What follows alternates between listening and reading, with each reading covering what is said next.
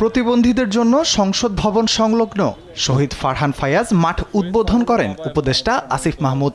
জুলাই বিপ্লবের লড়াইয়ে জীবন দেয়া শহীদদের নামে 220টির বেশি উপজেলায় স্টেডিয়াম তৈরির সিদ্ধান্ত নিয়েছে সরকার। ইতিমধ্যে কয়েকটি স্টেডিয়ামের নাম রাখা হয়েছে জুলাই বিপ্লবের শহীদদের নামে। স্থাপনার পাশাপাশি পাঠ্য বইয়ে জুলাই গণ অভ্যুত্থানের শহীদদের বীরত্বগাথা তুলে ধরার দাবি তোলে ফারহানের পরিবার। এই জুলাই আন্দোলনে যারা শহীদ হয়েছে তারা যেন হারিয়ে না যায়, তাদেরকে নিয়ে যেন ইতিহাস রচনা করা হয়, পাঠ্যপুস্তকে যেন তাদের স্থান পায়। আগামী 2025 সালে যে পাঠ্য বই বের হবে, এই পাঠ্য বইয়ে যেন তাদের একটা চ্যাপ্টার, ইভেন যারা ফ্রন্টলাইনের যোদ্ধা ছিল তাদেরকে নিয়ে যেন আলাদা স্টোরি করা হয়, সেই আহ্বান আমি জানাবো। বিষয়টির সঙ্গে একমত ক্রীড়া উপদেষ্টাও। পাঠ্য বইয়েও থাকবে তাদের বীরত্বের গল্প এবং খেলাধুলার প্রসারের জন্য 55টি ফেডারেশনের খেলার সুযোগ সুবিধা সম্বলিত ঢাকায় স্পোর্টস ভিলেজ তৈরির পরিকল্পনা করছে সরকার।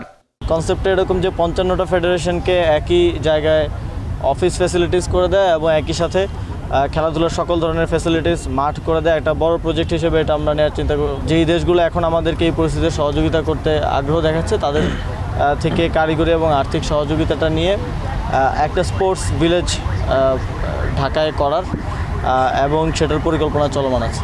আইকনিক বঙ্গবন্ধু জাতীয় স্টেডিয়ামের ব্যাপারে সিদ্ধান্ত আসবে উপদেষ্টা পর্যায়ের কমিটি থেকে। উপজেলায় স্টেডিয়ামগুলো শহীদদের নামে নামকরণ করা হবে একই পদ্ধতিতে।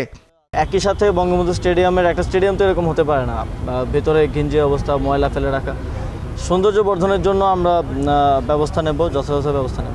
নাম পরিবর্তনের বিষয়ে আমাদের উপদেষ্টা পর্যায়ের একটা কমিটি হয়েছে, সেই কমিটি একটা প্রস্তাবনা দিলে তার ভিত্তিতে ওইটা একটা জেনারেল ডিসিশন হবে। কারণ আপনারা জানেন যে হাজার হাজার নাম আছে এরকম, তো সেটাই সেই জেনারেল ডিসিশনের ভিত্তিতে সিদ্ধান্তটা আসবে। এই কাঠামোগুলোতে যেন আমাদের শহীদদেরকে স্মরণে রাখার ব্যবস্থা করা যায়, সেটা আমরা করছি। এবং আপনারা জানেন দীর্ঘদিন ধরে শহীদ আবরার ফাহাদ 2019 সালে শহীদ হন, তার নামে কুষ্টিয়া জেলার মাঠটা নামকরণ করার একটা দাবি ছিল। আবরার ফাহাদের পরিবারের পক্ষ থেকে এই দাবিটা ছিল, তো সেই জায়গা থেকে কুষ্টিয়া জেলা স্টেডিয়ামটার নাম আবরার ফাহাদ স্টেডিয়াম নামে করা হয়েছে। 9টি ফেডারেশনে অ্যাডহক কমিটি নিয়োগ দিয়েছে সরকার। সিন্ডিকেট ও রাজনৈতিক হস্তক্ষেপ বন্ধে গণতন্ত্র প্রণয়নের পরই হবে নির্বাচন।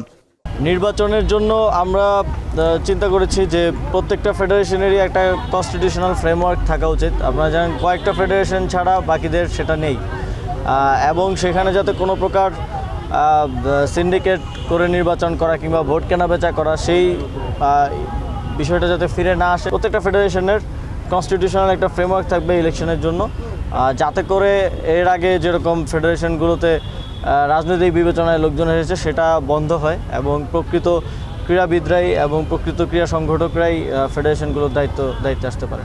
রাফিউল ইসলাম রাতুল, স্পোর্টস ডেস্ক, দেশ টিভি।